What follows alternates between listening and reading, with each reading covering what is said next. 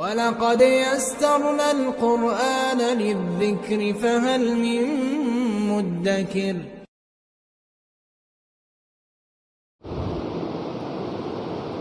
أما بعد فأعوذ بالله من الشيطان الرجيم بسم الله الرحمن الرحيم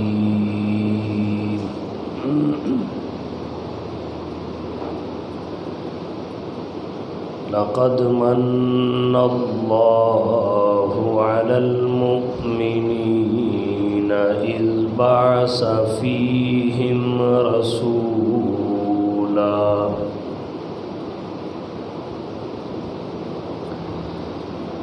من أنفسهم يتلو عليهم آياته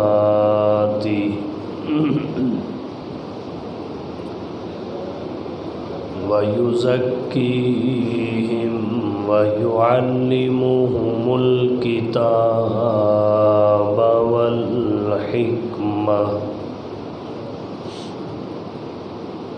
وإن كانوا من قبل لفي ضلال مبين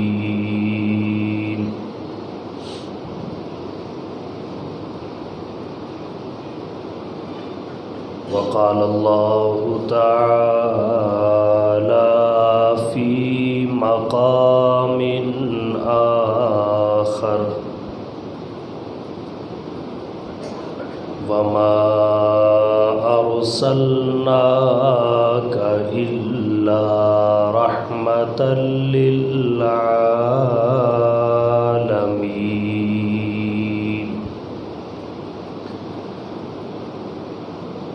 وقال النبي صلى الله عليه وسلم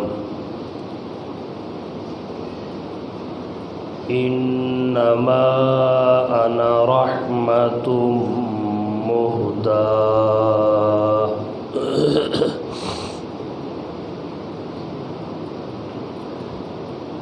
سبحان ربك رب العزة عما يصفون وسلام على المرسلين والحمد لله رب العالمين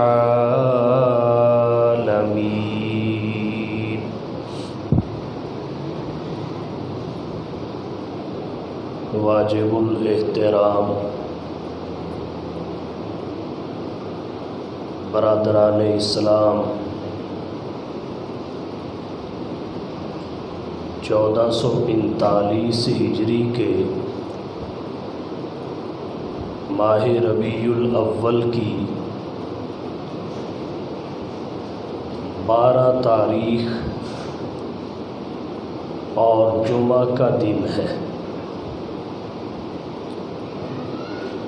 ماہ ربیع الاول بھی جناب نبی کریم صلی اللہ علیہ وسلم کی کئی نسبتوں کی وجہ سے اہمیت کا حامل ہے، اور رہی اس کی 12 تاریخ، وہ ملک بھر میں جناب نبی کریم صلی اللہ علیہ وسلم کی مشہور قول کے مطابق ولادت اور آپ کی تاریخ وفات ہونے کی وجہ سے اہمیت کی حامل ہے۔ ماہ ربیع الاول نبی کی ولادت کا مہینہ بھی ہے۔ اللہ کے نبی صلی اللہ علیہ وسلم پہلا عام الفیل 571 عیسوی 682 بکرمی، یکم جیٹھ، 20 یا 22 اپریل، 9 ربیع الاول، بروز سوموار، صبح صادق کے طلوع کے بعد، آفتاب کے طلوع سے پہلے دھرتی کائنات پر جلوہ افروز ہوئے۔ 9 ربیع الاول آپ کی ولادت کا تحقیقی قول ہے۔ مشہور قول اگرچہ 12 ربیع الاول ہے، دیگر اقوال بھی ولادت مصطفیٰ کی تاریخ کے حوالہ سے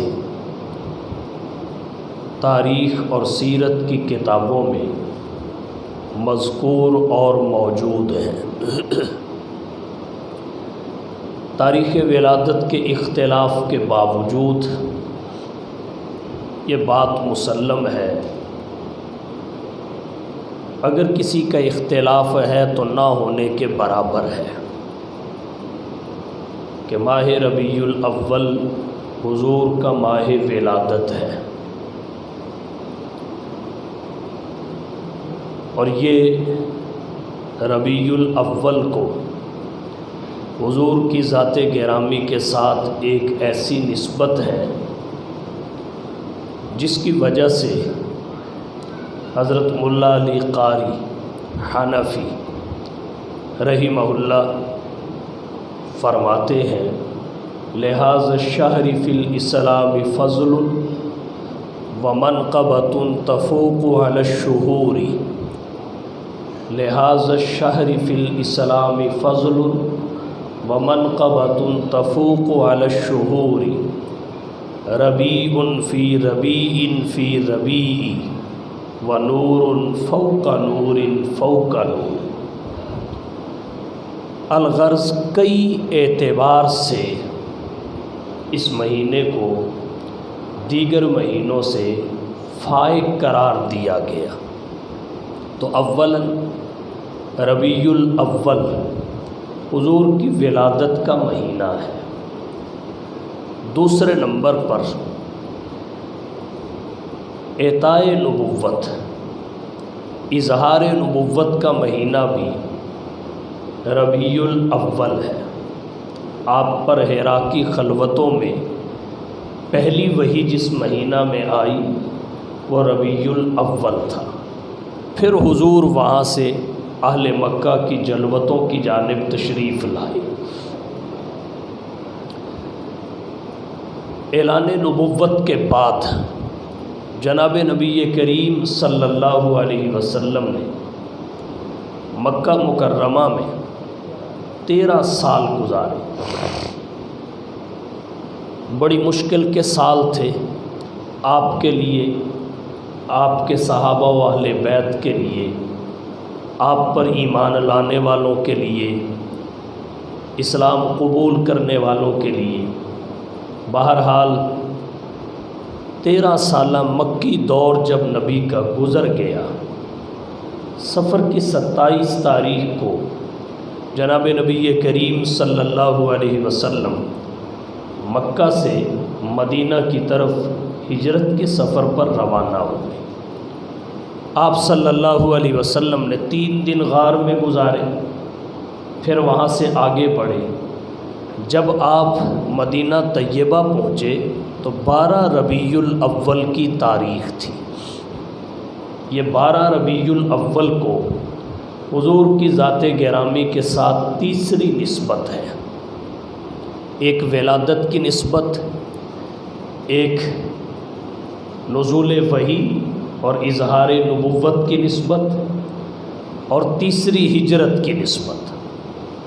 27 صفر سے مکہ مکرمہ کی سرزمین سے اپنے رفیق سفر جناب ابو بکر صدیق رضی اللہ تعالی عنہ کے ساتھ جو ہجرت کا سفر شروع ہوا، 12 ربیع الاول کو تکمیل کو پہنچا۔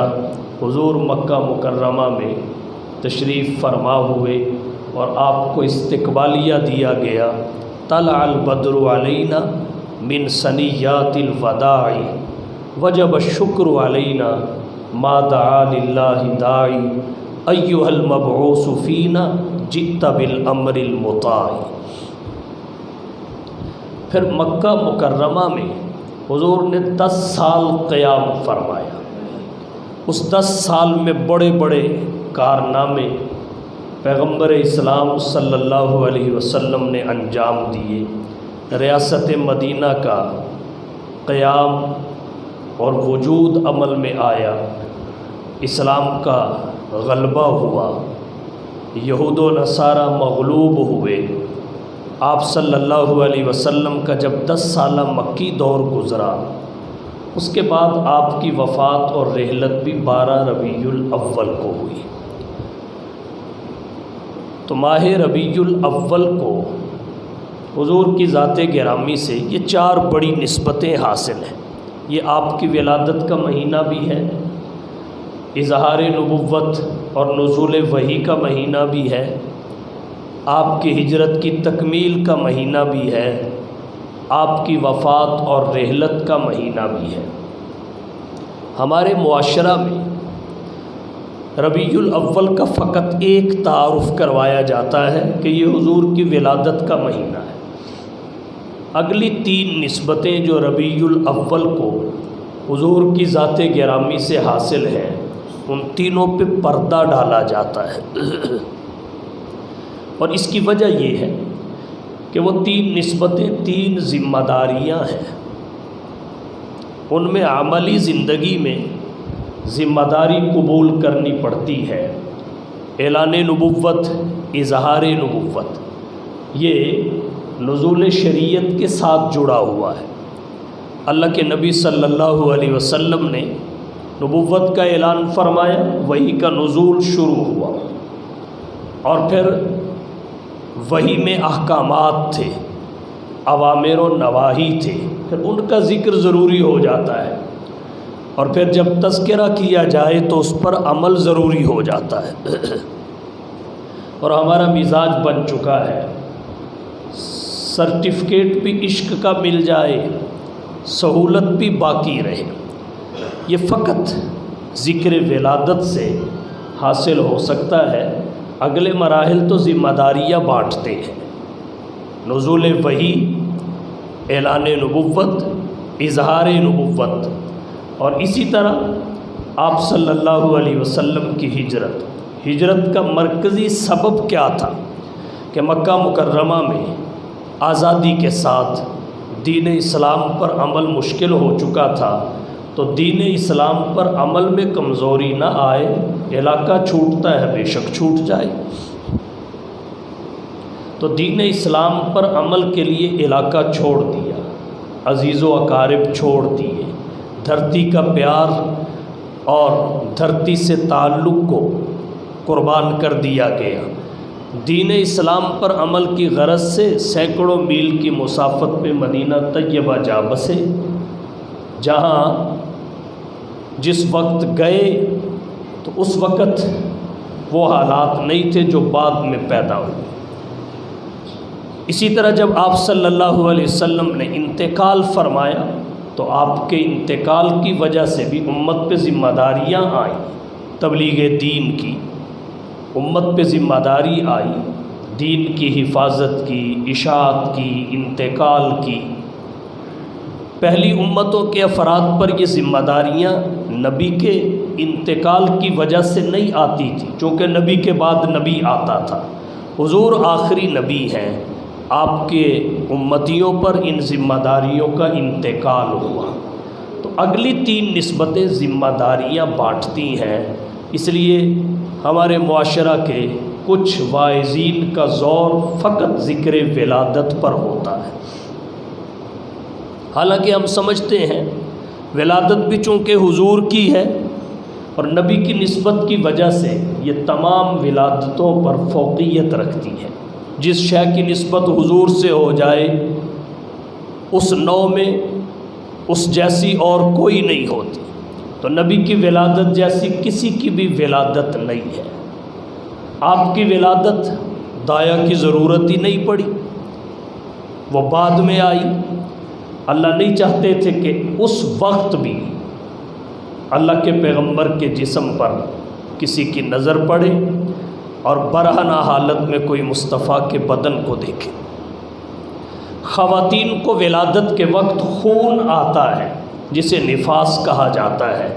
حضور کی ولادت ہوئی، نفاس کا خون حضرت آمنہ کو نہیں آیا، بلکہ پورا گھر خوشبو سے مہک اٹھا۔ جناب نبی کریم صلی اللہ علیہ وسلم نے بچپن میں بھی کبھی کپڑوں میں پیشاب نہیں کیا۔ آپ کی حاجت کا ایک وقت مقرر تھا، اور بچپن تو بچپن، جوانی میں کبھی بھی سوتے ہوئے حضور کے کپڑے ناپاک نہیں ہوئے۔ آپ صلی اللہ علیہ وسلم کی ولادت جیسی ولادت کسی کی نہیں، نبی کی نسبت کی وجہ سے یہ باقی ولادتوں پر فوقیت رکھتی ہے۔ مگر یاد رکھیے، ہماری عملی زندگی اگلے مراحل کے ساتھ وابستہ ہے، اگلی نسبتوں کے ساتھ، جس میں اظہار نبوت ہے، نزول وحی ہے، نبی کی ہجرت ہے، تکمیل دین کے بعد نبی کی دنیا سے وفات اور رحلت ہے۔ اس لیے ربیع الاول کا مہینہ جب آتا ہے تو آپ اکثر اشتہار دیکھتے ہوں گے ولادت رسول، میلاد النبی، لیکن ہمارے اشتہار چھپتے ہیں سیرت رسول، سیرت النبی، اور اس کی وجہ یہ ہے کہ سیرت کا عنوان ایسا جامع ہے، اس میں سب کچھ آ جاتا ہے جو حضور کی جانب منسوب ہے۔ نبی کی ولادت بھی آ جاتی ہے، نبی کی رسالت اور پیغام رسالت بھی آ جاتا ہے، اعلان نبوت بھی آ جاتا ہے، نزول وحی بھی آ جاتا ہے، نبی کی ہجرت بھی آ جاتی ہے، نبی کی وفات اور رحلت بھی آ جاتی ہے۔ سب کچھ سیرت کے عنوان کے تحت سما جاتا ہے، مگر ولادت میں یہ ساری چیزیں نہیں آتی۔ جامعیت اگر کسی میں ہے تو وہ آپ کی سیرت میں ہے، اور آپ صلی اللہ علیہ وسلم کی سیرت اپنانے کی چیز ہے۔ خالی ولادت اسے دنیا کا کوئی بھی شخص اپنا نہیں سکتا۔ جس شان سے حضور آئے بھلا دوسرا کون آ سکتا ہے؟ تو اس وجہ سے اللہ کے نبی کی زندگی، نبی کی سیرت، نبی کی حیات طیبہ، نبی کا کردار اور کریکٹر، یہ ہم سب کو پڑھنا بھی چاہیے، سننا اور سمجھنا بھی چاہیے، اور اس کو اپنی عملی زندگی میں اتارنا چاہیے، اپنی جلوت اور خلوت کو اس کے تابع بنانا چاہیے۔ اور یہ ربیع الاول کا مہینہ، یہ تجدید عہد کا مہینہ ہے۔ ہم نئے سرے سے عہد کریں کہ اب تک جو سستی ہوئی سو ہوئی، اب ہم حضور صلی اللہ علیہ وسلم کی زندگی پر اپنی زندگی کی بنیاد رکھیں گے، آپ کے عمل پر اپنی زندگی کی بنیاد رکھیں گے۔ فقط زبانی نعرے نہیں، فقط بازاروں کو سجانا، جھنڈیاں لگانا نہیں، اس دل کے گوشے سے تاریکیوں کو مٹانا، اپنے دل کو توحید و سنت کے نور سے روشن کرنا، اللہ کے نبی صلی اللہ علیہ وسلم کے احکامات کو اپنی زندگی میں لانا، نبی کے آنے کے مقاصد کو سمجھنا کہ حضور آئے کس لیے ہیں۔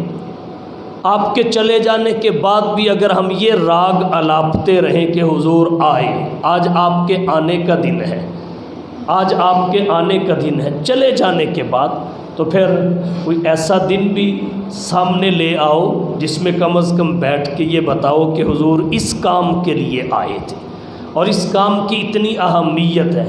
حضور کی ذات گرامی کو ایک دن کے ساتھ محدود نہیں کیا جا سکتا، حضور صلی اللہ علیہ وسلم کو ایک گھڑی کے ساتھ نہیں جوڑا جا سکتا۔ آپ صلی اللہ علیہ وسلم ہر دن کے لیے ہیں، ہر گھڑی کے لیے ہیں۔ آپ صلی اللہ علیہ وسلم کا تذکرہ بھی سدا بہار ہے۔ آپ جو احکامات لے کر آئے وہ دائمی ہیں، آپ کی نبوت عالمگیر ہے۔ تو حضور صلی اللہ علیہ وسلم ایک دن کے لیے نہیں ہے، اور ہمارا جو طرز عمل ہے وہ یہ ہے کہ ایک دن تو ہم دھوم دھام سے حضور کی ذات گرامی کے ساتھ اپنی نسبت کا اظہار کریں گے، اپنے تعلق کا اظہار کریں گے، اپنی محبت کا اظہار کریں گے۔ جیسے ہی وہ دن گزرے گا اس کے بعد ہماری جو حالت ہوتی ہے یقیناً قابل ترس ہوتی ہے، قابل رحم ہوتی ہے۔ حضور کی آمد اور تشریف آوری فضل عظیم ہے۔ اس سے بڑی خوشی کی چیز کیا ہوگی کہ اللہ نے اپنا محبوب ہمیں دیا ہے۔ پہلے سب کچھ محبوب کو دیا ہے، جب محبوب کا دامن عظمتوں سے بھر گیا پھر اپنا محبوب ہم جیسے گنہگاروں کو عطا کیا ہے۔ کون کسی کو اپنا محبوب دیتا ہے؟ یہ اس ذات کی فیاضی اور سخاوت ہے کہ اس نے ہمیں اپنا محبوب عطا کیا۔ تو جب اپنا محبوب وہ ذات ہمیں دے رہی ہے تو ہم سے شکر کا تقاضا نہیں کرے گی، ہمارے اوپر کوئی ذمہ داری اس کی وجہ سے نہیں آئے گی۔ اولین ذمہ داری یہ ہے کہ ہم نبی کے مشن کو، پروگرام کو سمجھیں اور اپنی زندگیوں کو اسوہ محمدی کے تابع کریں۔ اللہ نے قرآن کریم میں جو آیت میں نے پڑھی اس میں جہاں حضور کی آمد اور بعثت کا ذکر کیا، ساتھ ہی آپ کے مقاصد بھی بتائے، ذمہ داریاں بھی بتائی، تاکہ یہ امت اور انسانیت فقط آمد کے جشن میں نہ کھوئی رہے بلکہ آنے والے کا مشن بھی سمجھے۔ فرمایا لقد من اللہ علی المؤمنین اذ بعث فیہم رسولا، البتہ تحقیق اللہ نے اہل ایمان پر ایسا انعام اور احسان فرمایا جو اپنی مثال آپ ہے، اپنی نظیر آپ ہے، اس جیسا اور کوئی احسان نہیں ہے۔ بھلا جسے اللہ احسان کہے اس سے بڑا احسان اور کیا ہو سکتا ہے؟ جس احسان میں اللہ اپنا محبوب عطا کرے اس جیسا احسان اور کون سا ہو سکتا ہے؟ اذ بعث فیہم رسولا، اور یہ آپ کو رسول بنا کر بھیجنے کا احسان ہے۔ جب اللہ نے حضور کی ذات گرامی کو رسول بنا کر بھیجا، رسول بھی اس شان کا کہ اس شان کا دوسرا کوئی نہیں ہے۔ اگر بات حضور کی عظمت پہ آئے تو اللہ نے حضور کو وہ عظمتیں عطا فرمائی جو کائنات میں فقط آپ کے پاس ہیں اور کسی دوسرے شخص کے پاس نہیں ہے۔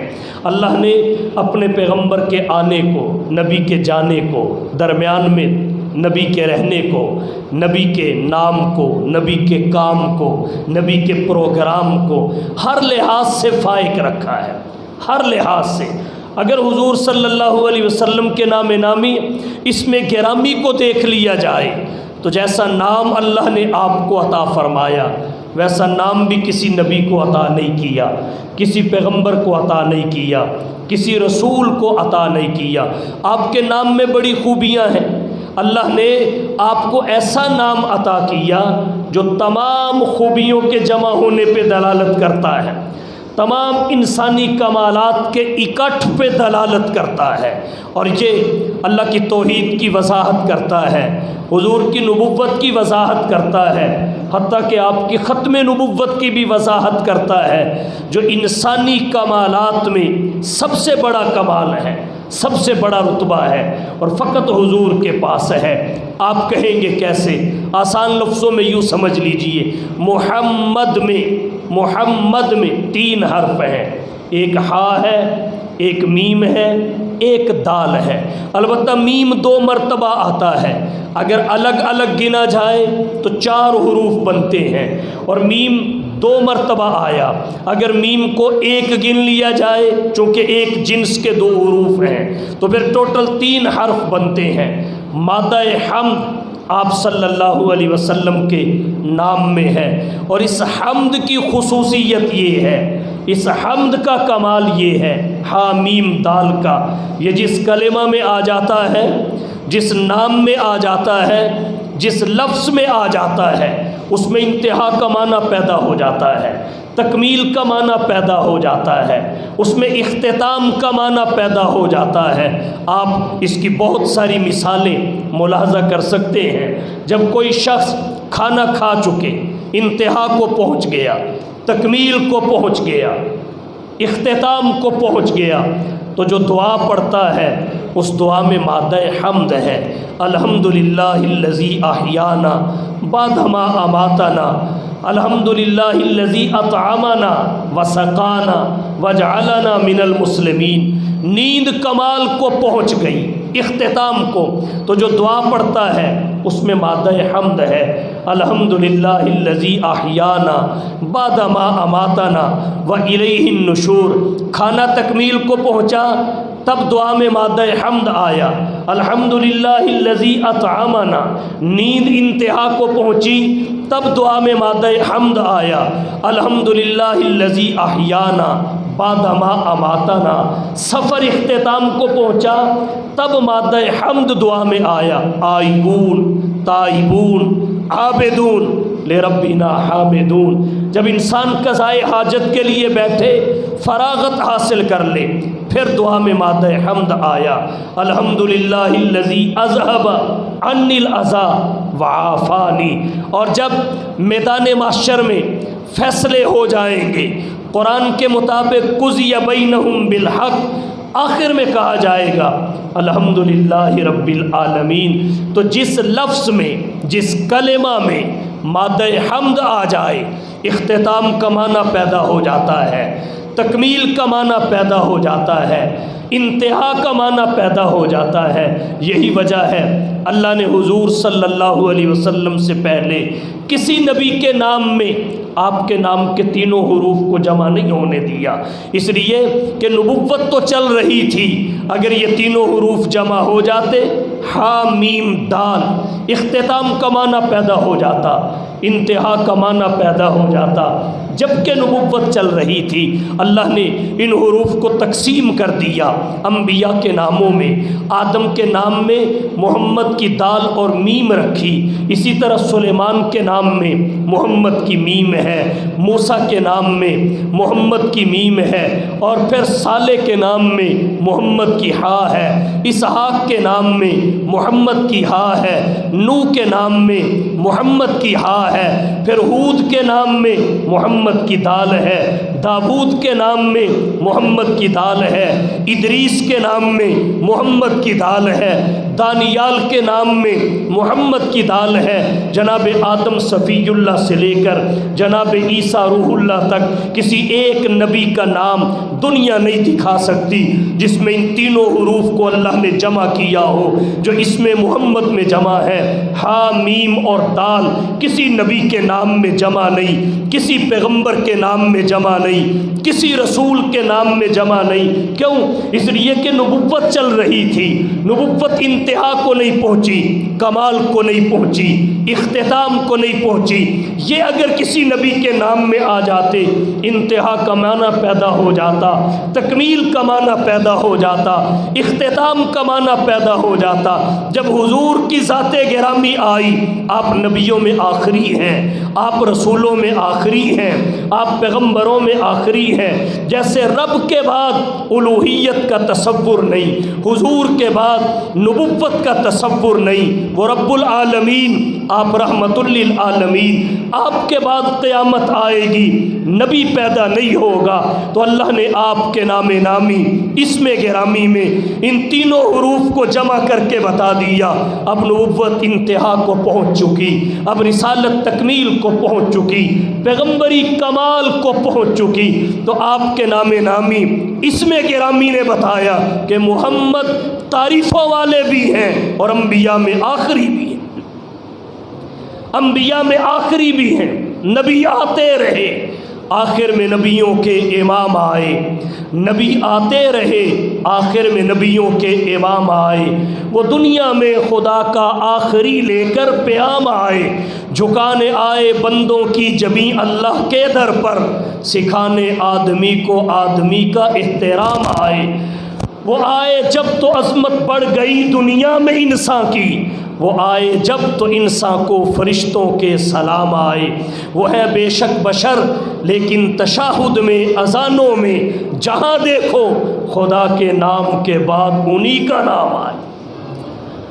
اللہ نے آپ کو جو نام عطا فرمایا، اس جیسا نام کائنات میں کسی کا نہیں۔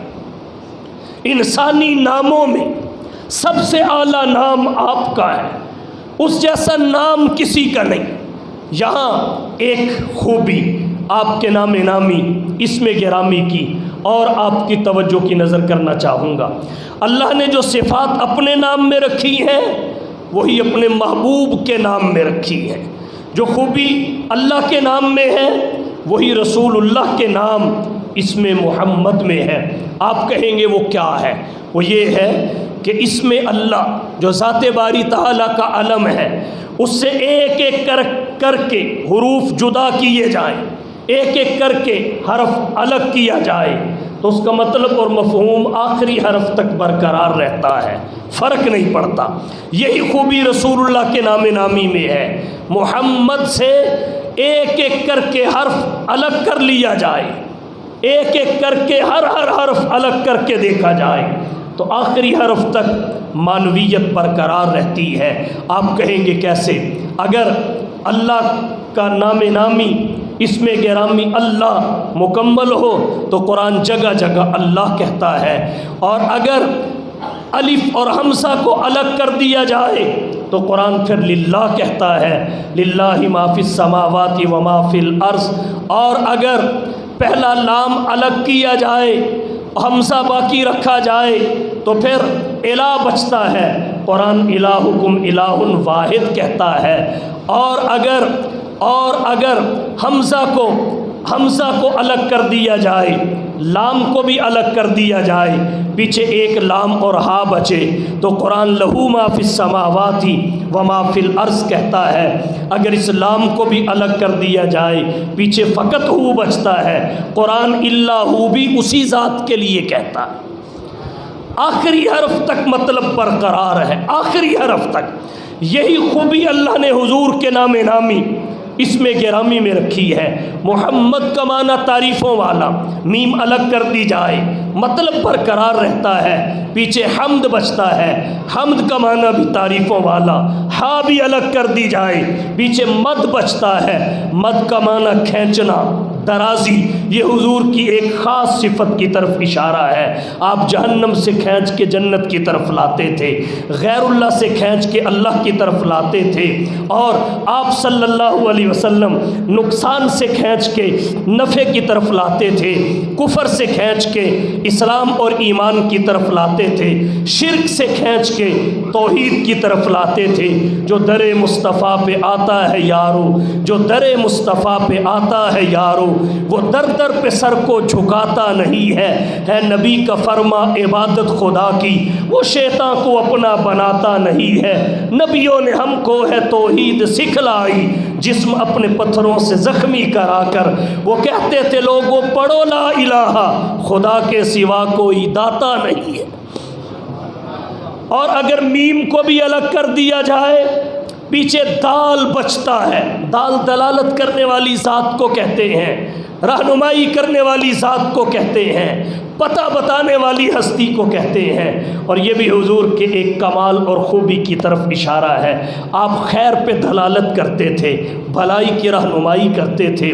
وہ کون سا نیک عمل ہے جو اللہ کے نبی سے معلوم نہ ہوا ہو، وہ کون سی اچھی خوبی ہے جو اللہ کے نبی نے نہ بتائی ہو، تو حضور صلی اللہ علیہ وسلم کو اللہ نے جو اسم عطا کیا، نام، وہ بھی ویسی ہی صفات کا حامل ہے جیسے اللہ کا نام مخصوص صفات اپنے اندر لیے ہوئے ہے۔ اسی لیے ابو الفدا حافظ عماد الدین ابن کثیر کہتے ہیں، اغر علیہ للنبوۃ خاتم من اللہ من نور یلوہ ویشہد وضم الالہ اسم النبی الی اسمہ اذا قال فی الخمس المؤذن اشہد وشک لہ من اسمہ لیجلہ فذو العرش محمود وہذا محمد۔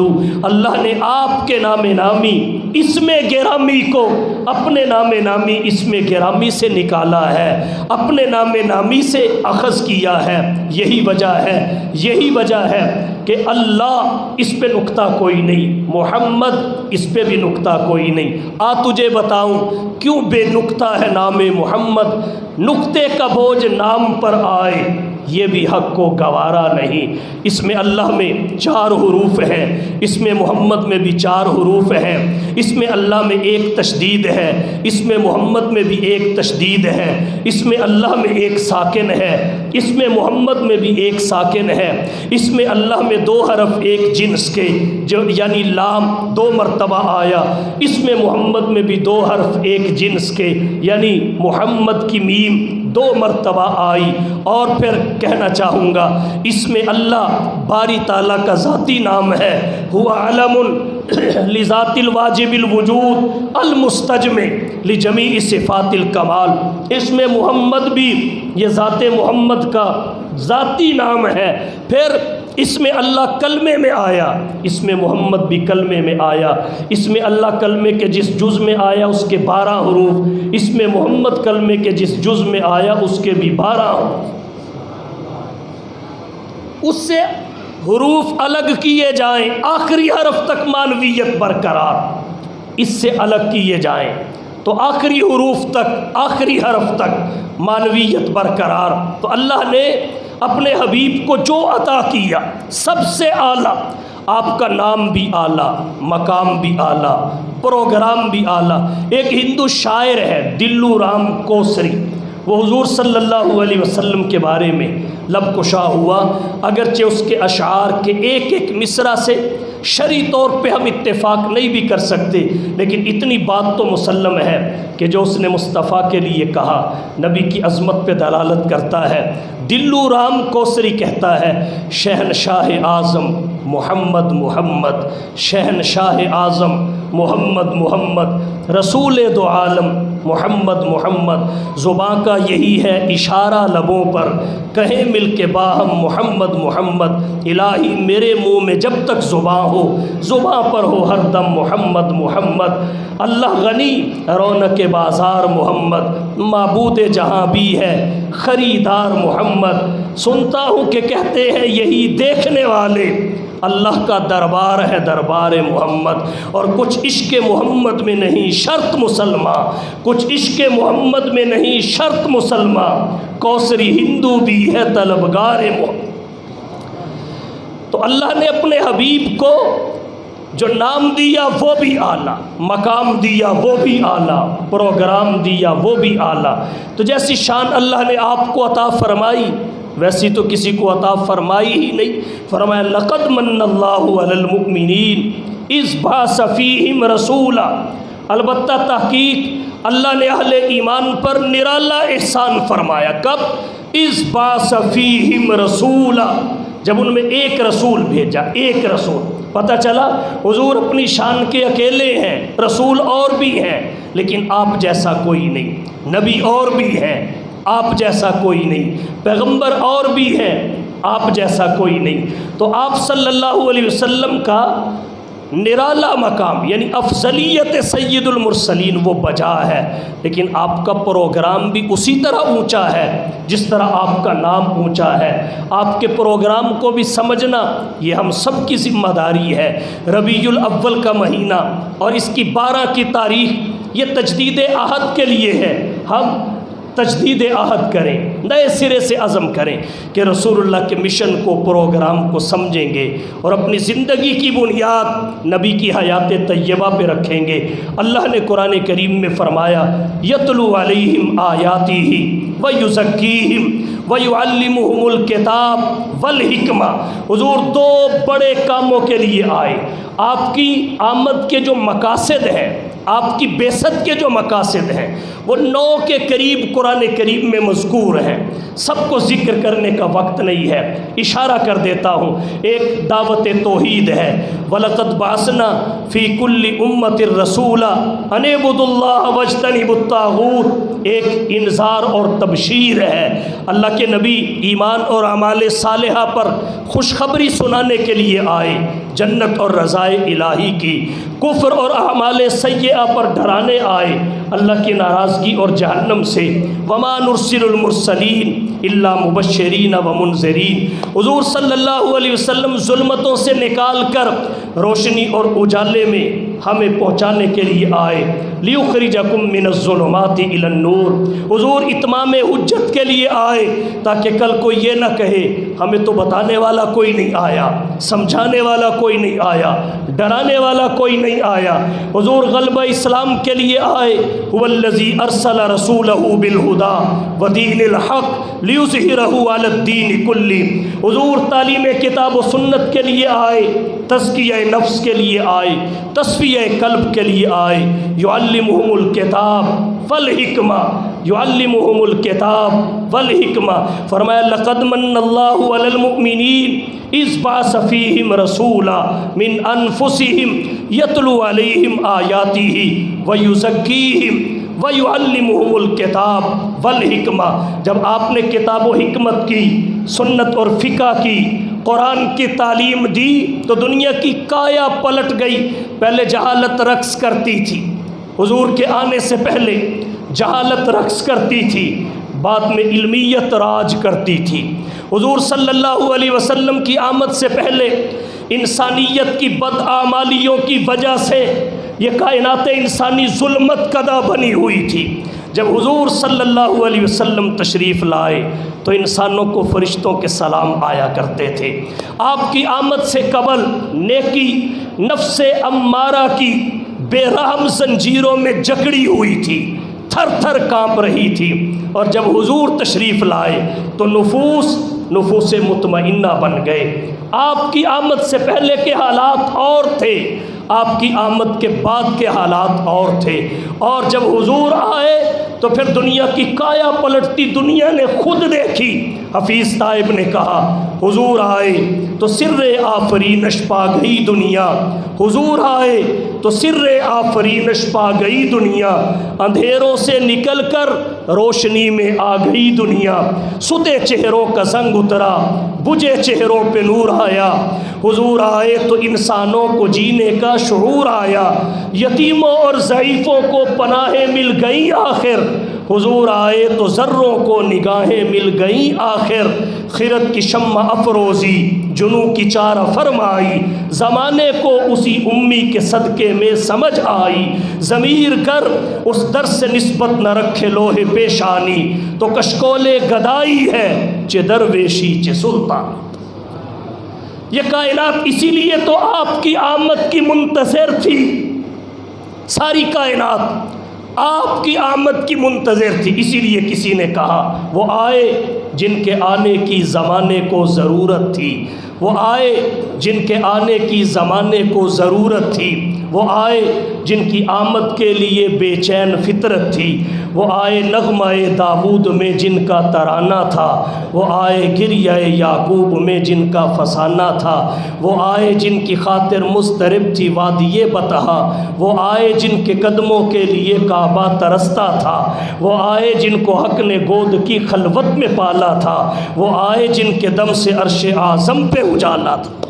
اور ڈاکٹر اقبال نے کیا کہا، یہ پھول نہ ہوتا تو کلیوں کا تبسم بھی نہ ہوتا، یہ پھول نہ ہوتا تو کلیوں کا تبسم بھی نہ ہوتا، یہ گل نہ ہوتا تو بلبل کا ترنم بھی نہ ہوتا، نقش ہستی پہ یہ غنچے بھی پریشاں ہوتے، رخت بردوش پہ سب دست و گریباں ہوتے، خیمہ افلاک میں پھر سے تشدد ہوتا، بزم توحید کے نعروں میں تردد ہوتا، نہ دست و جبل توحید کے حدیقہ ہوتے، نہ مزین تیرے ذکر سے بیاباں ہوتے، حصول وحی میں موسیٰ طور پر پہنچے، پر کیا عجب جو وحی تیرے حضور پر پہنچے۔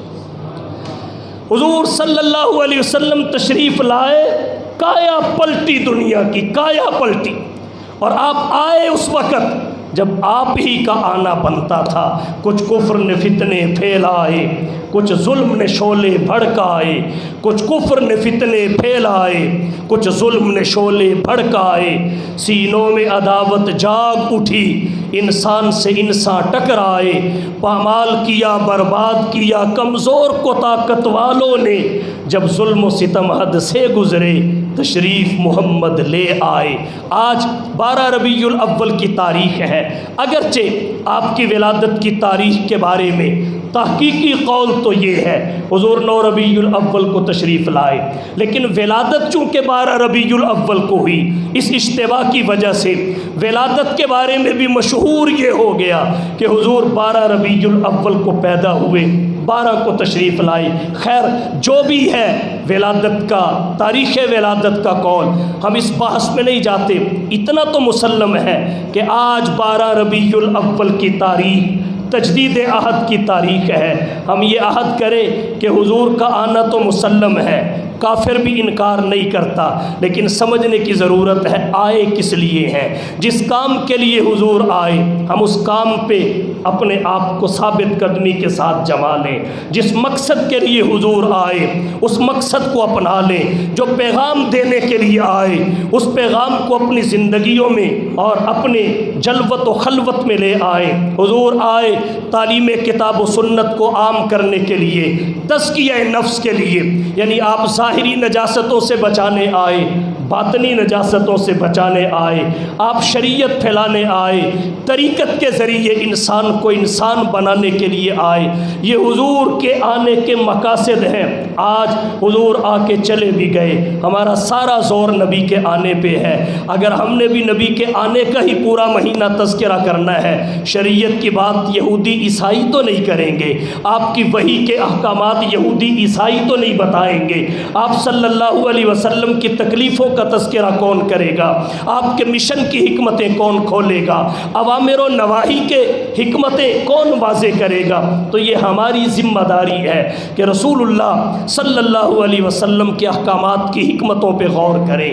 آپ صلی اللہ علیہ وسلم کے طرز حیات کو دیکھیں، آپ صلی اللہ علیہ وسلم کے اعتقادات، عبادات، اخلاقیات، معاملات، معیشت، معاشرت، طرز سیاست، اصول تجارت، طرز حکمرانی، انداز جہاں بانی، زہد و ورع، علم و حکمت، سخاوت و شجاعت، عدالت و شرافت، فہم و ذکا، جود و سخا، بندہ نوازی، غریب پروری، انوارات و برکات، معجزات و مبشرات۔ نبی کی زندگی کے اتنے باب ہیں، نبی کی سیرت کے اتنے پہلو ہیں کہ انسان کی زندگی تمام ہو جاتی ہے، مصطفیٰ کی سیرت کے ابواب مکمل نہیں ہوتے۔ تو ہمیں چاہیے پورا نور نبوت اپنی زندگیوں میں لائیں، اس سے مستفیض ہوں۔ نبی کی ذات گرامی کو ایک دن کے ساتھ محدود نہ کریں۔ ہمارے اکابر نے ہمیں یہ سبق دیا ہے، ہمیں یہ درس دیا ہے کہ حضور کی ذات گرامی کی آمد کی وجہ سے فقط ایک تاریخ مبارک نہیں ہوئی، ہمارے بزرگوں نے سمجھایا ہے۔ وہ تاریخ جس ہفتے میں آئی وہ پورا ہفتہ مبارک ہے، وہ ہفتہ جس مہینے میں آیا وہ پورا مہینہ مبارک ہے، وہ مہینہ جس سال میں آیا وہ سال مبارک ہے، وہ سال جس صدی میں آیا وہ صدی مبارک ہے، وہ صدی جس زمانے میں آئی وہ زمانہ مبارک ہے۔ حضور صلی اللہ علیہ وسلم کی برکتیں وسیع ہیں، آپ کی ذات گرامی سب کے لیے ہے، آپ کی نبوت عالمگیر ہے، آپ کی تعلیمات آفاقی ہیں۔ تو کوشش کیجئے نبی کی سیرت سمجھیں، نبی کی سیرت پہ عمل کریں، اسوہ محمدی کو اپنی زندگیوں میں لائیں۔ نقش قدم نبی کے ہیں، جنت کے راستے اللہ سے ملاتے ہیں، سنت کے راستے۔ تو حضور ان مقاصد کے لیے آئے جن کا میں نے کچھ اجمالاً کچھ تفصیلاً تذکرہ کیا، اور پھر اللہ نے سبب بھی آخر میں بتا دیا۔